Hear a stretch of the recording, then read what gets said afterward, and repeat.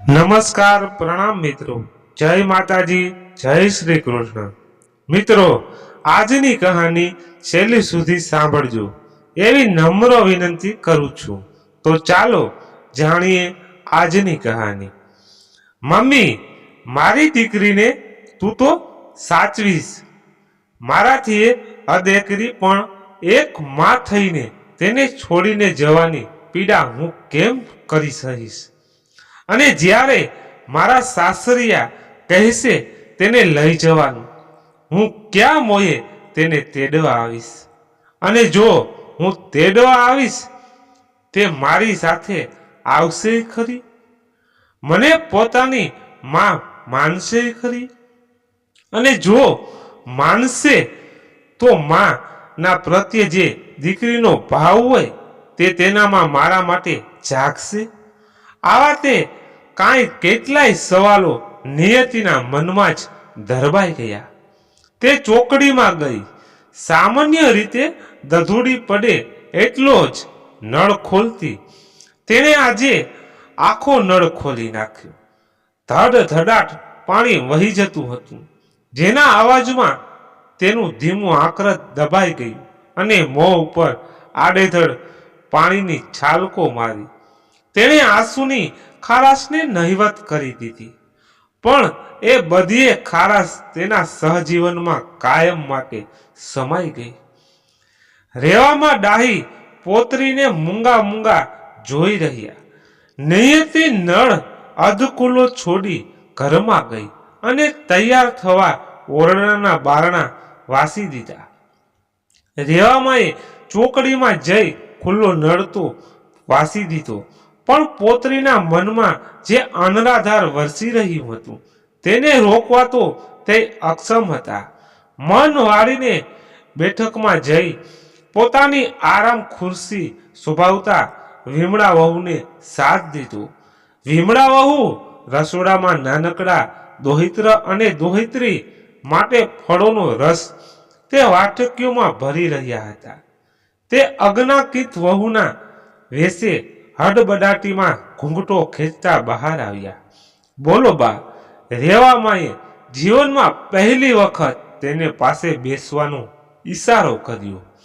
વિમળા વહુ ખચકાયા. રેવામાંએ ફરી ઈશારો કરી ઉમેર્યું, દીકરા આવ, બેસ મારી પાસે.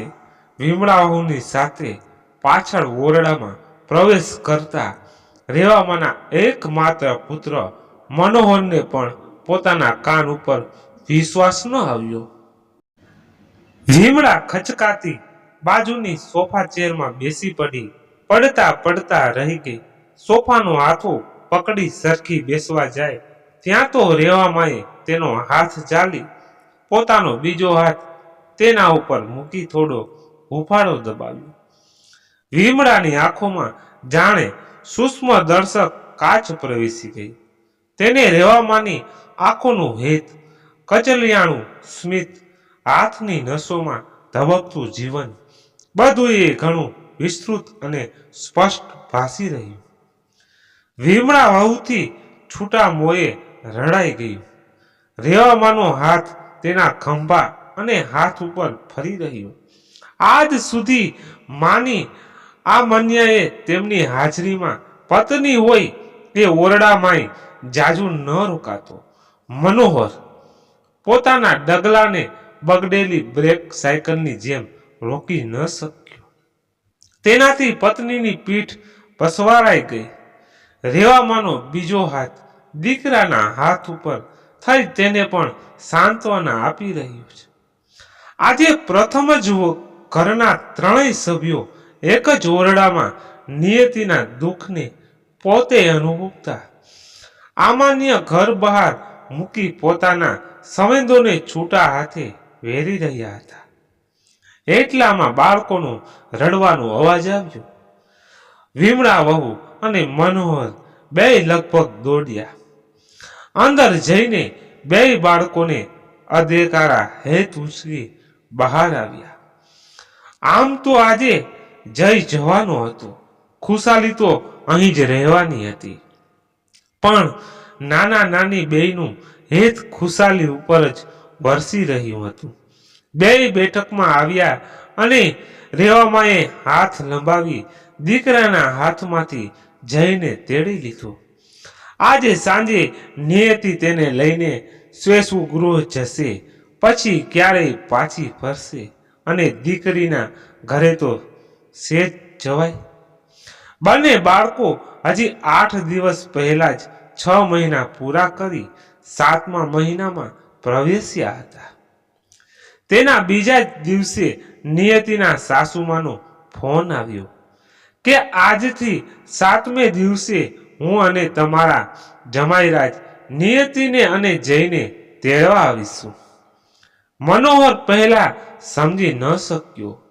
તેણે કહ્યું અને ખુશાલીને પણ ત્યાં જ વેવાણ ટહુક્યા. ના ના, મેં બરાબર જ કહ્યું. અમે ખુશાલીને તમને સોંપવાનો નિર્ણય લીધો છે. આમે તમે 3 પતિ પત્ની અને રહેવાનો સમય કેવી રીતે જશે? અને જેમ નિયતિ ઘડી છે એવી જ ડાહી ડમરી આ ખુશાલીને ઘડજો. મેં તો 3 દીકરા જ ઉછેર્યા છે. દીકરીઓ ઉછેરવી મારા ભાગ્યમાં જ નથી. નહીં તો ભગવાન મને ન દેત. અને નિયતિએ જોડ્યા કેમ અવતર્યા? એકલી દીકરી કે 2 દીકરી કે 2 દીકરા કેમ નહીં? ભગવાનને જોઈ સમજીને જ તમારા માટે દોહિત્રી અને અમારા માટે કુળદીપ આપ્યો છે. મનોહર ખચકાતા બોલ્યો. નિયતિને જાણ છે આની? વેવાણ લગભગ ધાડુકતા બોલ્યા. તે હવે મારે વહુને પૂછીને ચાલવાનું? મેં તો અનુરાગને પણ નથી પૂછ્યું અને તેમને સમજાવી શું પડે આ બધી વાતોમાં? અનુરાગની નોકરી દૂર, તેના બંને મોટા ભાઈઓ તો વિદેશમાં સ્થાયી થયેલા છે. તમારી દીકરી તો સરકારી શાળામાં શિક્ષિકા છે. તે 2 બાળકો સાથે અહીં લઈ આવું તો તમારી દીકરી મારી ચાકરી કરે કે હું એના છૈયાની? મનોહરનું આટલું અપમાન તો ક્યારેય થયું નહોતું, પણ તેથી વધુ તો તેને દીકરીની પરિસ્થિતિ અને તેના નસીબમાં લખાયેલ વિયોગથી આઘાત લાગ્યો. ના ના વેવાણ, તમે જેમ કહો એમ જ થશે.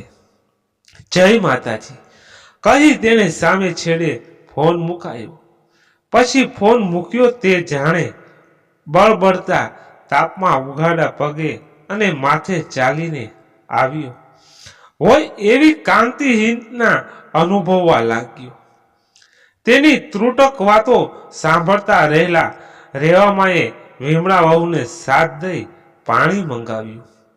મનોહર આખો 2 ગ્લાસ ભરી પાણી એક શ્વાસે જ ગટગટાવી ગયો. જાણે આખા રણની તરસ તેને લાગી હોય. સોફા ચેરમાં પીઠને થોડી જોરથી ટેકવી અને બંને ખંભા હથેળીઓથી દબાવ્યા. વિમળા થોડી ગભરાઈ, પણ રેવામાની હાજરીમાં પતિને પૂછાય કેવી રીતે કે શું થાય છે? દીકરાને વાળમાં હાથ ફેરવવામાં રેવામાં ઝૂક્યા અને પૂછ્યું. મનોહર, શું કહ્યું વેવાણે? મારે તો એ મારી બહેનપણીની દીકરી, બહુ જ ડાહી, મારી જ આંખ આગળ મોટી થયેલી, તારી સાથે તો રમતી ને. હા માં, પણ હવે એ માત્ર વેવાણ છે અને હું દીકરીનો બાપ. મનોહર નિશ્વાસ ભર્યા અવાજે બોલ્યો. પછી મનોહરે માંડીને વાત કરી. રેવામાની આંખમાં ક્રોધ મિશ્રિત આંસુની છરી બાજી ગઈ, પણ વિમળા ધીમે રહીને રસોડામાં સરકી અને ચોધાર આંસુએ રડી પડી. આ બધુંય બારણાની ઓથે સાંભળી રહેલી નિયતિ જાણે ત્યાં આવી જ નહોતી એવી નિર્વતાથી પોતાના ઓરડામાં જતી રહી, જ્યાં તેના ફૂલ ગુલાબી બાળકો નિશ્રિત નિંદ્ર માણી રહ્યા હતા. તેમની તરફ અમી નજરે જોઈ પછી નિયતિએ તેના ઓરડાની દિવાલ પ્રેમ અને શ્રદ્ધાથી બિરાજમાન કરેલ મા અંબાના ફોટાની આંખોમાં જોઈ પૂછ્યું, માં, તું એ સ્ત્રી છે, માં છે? શું મારા 2 બાળકોનો વિજોગ તે જ નક્કી કર્યો છે? માં, કાંઈ માર્ગ સુજાડ. થોડી વારે વિમળાએ તેને તંદ્રામાંથી જગાડી જમવા બોલાવી. મનોહર બાળકોને પારણામાંથી બહાર કાઢી રમાડવા બેઠો. તેણે પત્નીને આંખના અણસારે કહી દીધું કે વેવાણની વાત દીકરી સુધી પહોંચાડે. વિમળાએ પણ તે જ રીતે પ્રત્યુત્તર વાળ્યું. કોળિયા પરાણે ઉતારતી દીકરીને જોઈ માને આછો ખ્યાલ તો આવી જ ગયો કે દીકરીને આજની નવા જૂનીની જાણ થઈ ગઈ છે. પણ તેને મન મક્કમ કરી જાતે ખાતરી કરવા વાત માંડી. બેટા, તારા સાસુમાનો ફોન હતો. જમતા જમતા નિયતિનો હાથ થંભી ગયો અને તેણે માની લાલચોળ થયેલી આંખોમાં ભીની આંખે જોઈને કહ્યું, માં, મેં તમારા બધાની વાત સાંભળી લીધી છે. મને એ વાતનો ભરોસો છે કે તમે લોકો કાંઈ જ નહીં કરી શકો. જે થાય એ થવા દો. વિમળા દીકરીની આટલી તત્વીર સ્વસ્થતાથી થોડી આભી બની ગઈ, પણ તે રસોડું આટોપવા લાગી. તેની આજે ભૂખ જ મરી ગઈ હતી. નિયતિ પણ માને એકવાર આગ્રહ ના કરી શકી. પછીના 3 દિવસમાં રેવામાએ વિમળાની સાથે થઈને ઝીણાવાણીની બધી વસ્તુઓ ખુશાલી અને જય માટે ખરીદી. એક સાંજે બધું મનોહરને અને નિયતિને બતાવવા બેઠા તો મનોહરથી બોલી જવાયું, ખુશાલી માટે આટલા કપડાં એક સાથે કેમ ખરીદ્યા? તે તો આપણી જોડે જ રહેવાની છે. જેમ જેમ મોટી થાય એમ લેતા જઈશું. વિમળાએ એ નિશ્વાસ ભર્યે સ્વરે કહ્યું, વેવાણ એમ નહીં કહે કે જીયાણું બચાવી. રેવામાએ ઉમેર્યું, દાગીના પણ બેયના જ લીધા છે. પરમ દિવસે સાંજે નિયતિ ઉપર જમાઈ રાજાનો ફોન હતો. કહેતા હતા કે વેવાણ બંને બાળકોના દાગીના સાથે લઈ જવા કહ્યા છે. ત્યાં તેમને સમાજમાં બતાવવા પડે ને. મનોહર સમસમી રહ્યો, પણ નિયતિના રડમસ ચહેરાને અને 2 બાળકોની ભોળી મુદ્રાઓ જોઈ તે કાંઈ જ ન બોલ્યો. બીજા દિવસથી ચારેય જણ એમ ડોળ કરતા કે બધું બરાબર છે અને બાળકો સાથે વધુને વધુ સમય વિતાવતા. આમ કરતા આજે એ દિવસ આવી પહોંચ્યો જ્યારે નિયતિ અને જયને તેડવા અનુરાગ અને તેની મમ્મી આવી રહ્યા હતા. નિયતિ જ્યારે પોતાને શાંત રાખી શકી ત્યારે તેણે રેવામાને પોતાના ઓરડામાં આવવા સાથ દીધો. રેવામાં સમજ્યા કે પોતરી રડશે, પણ તે ઘણી સ્વસ્થ હતી. થોડી વારની બેયની વાતચીત પછી રેવામાં ઓરડામાંથી સ્વસ્થતાથી બહાર નીકળ્યા અને પોતાના ઓરડામાં જઈ થોડી વાર બહાર બેઠકમાં આવ્યા. વેવાણ અને જમાઈ રાજાએ ઘરમાં પ્રવેશ કર્યો. વેવાણ જઈને લઈ ખૂબ જ રમાડ્યું. પછી ખુશાલી તરફ નજર કરી ને કહ્યું, આને બહુ માયા લગાડતી નથી, પછી તમને હેરાન કરશે. તેમણે અનુરાગને પણ આંખને પલકારે બાંધી દઈ ધરાર ખુશાલીને તેડવાય ન દીધી. મનોહર અને વિમળાનું મન સાવ ભાંગી ગયું, પણ દીકરીના સુખે સુખી એમ માની 2 ચૂપ રહી ગયા. જમીને આરામ કરીને સાંજે 4 વાગે નીકળવાની તૈયારી કરતા વેવાણે મનોહરને કહ્યું, નિયતિને 2 દીકરા હોત તો સારું. આ મારે અનુરાગીને 2 ભાઈઓ છે, એકબીજાની ઓથ રહે. મનોહરે ફીકું હાસ્ય વેર્યું. વેવાણના કહેવાથી વિમળાએ દીકરીને જઈને લઈ બહાર આવવા સાથ દીધો. ત્યાં નિયતિ હાથમાં ખુશાલીને તેડી બહાર આવી.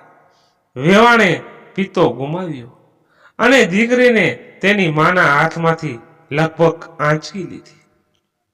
ત્યાં જઈને લઈને આવતા રેવામાં એ નિયતિને કહ્યું, દીકરા હવે કેમ ચૂપ છે? રેવામાને તૈયાર થઈ જઈને તેડેલો જોઈ મનોહર અને વિમળાને નવાઈ લાગી. ત્યાં જ નિયતિએ કહ્યું, માજી, અનુરાગજી, મમ્મી, પપ્પા સાંભળો, મારા સંસ્કારોએ આજે હથિયાર હેઠા નાખી દીધા છે.